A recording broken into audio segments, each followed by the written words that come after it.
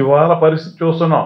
అంగన్వాడీ, ఆశా, పారిశుద్ధ్య కార్మికులు చాలా దుర్భర పరిస్థితుల్లోని ఇవాళ వాళ్ళ మీద ప్రేమ టన్నులు ఒలగబోసి వాళ్ళ మీద ఉక్కుపాదంతో ఇవాళ వాళ్ళ ఉద్యమాన్ని తొక్కే ప్రయత్నం చేస్తున్నాడు ఈ పనికిమాలిన ముఖ్యమంత్రి. కనీస వేతనాలు పెంచమన్నారు. రిటైర్మెంట్ బెనిఫిట్ మరి సుప్రీంకోర్టు కూడా ఒక తీర్పు ఇచ్చింది. వీళ్ళకి అవి కూడా తొంగలో దొక్కి అభ్యస్మరించారు. మేము అంగన్వాడీల కోసం ఏవైనా చేసింది అంటే ఒక్క తెలుగుదేశం పార్టీ చేసింది.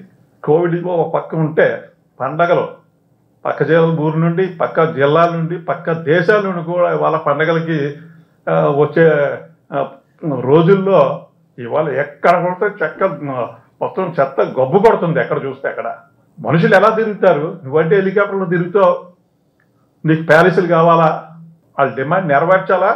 సుప్రీంకోర్టు గైడ్ లైన్స్ పాటించాలి. అన్ని రకాలుగా పెన్షన్ సదుపాయం కూడా కల్పించి వాళ్ళకి ఒక భరోసా ఇవ్వాలి గవర్నమెంట్ తరఫున. ఇకపోతే ఇప్పటికే గతంలో ఏ అంగన్వాడీలు, ఏ ఆశా కార్మికులు, ఏ పారిశుద్ధ్య కార్మికులు మీకు ఫలాభిషేకం చేశారో ఇవాళ యాసిడ్ అభిషేకం కూడా చేస్తారు. అంత కాకెత్తిపోయి ఉన్నారు వాళ్ళు. మళ్ళీ తెలుగుదేశంలోని రాష్ట్రానికి వెలుగురేఖలు వస్తాయి తప్పితే ఈ పనికిమాలిన ముఖ్యమంత్రి టైంలో ఏది జరగదు. ప్రజలందరూ గుర్తించారు.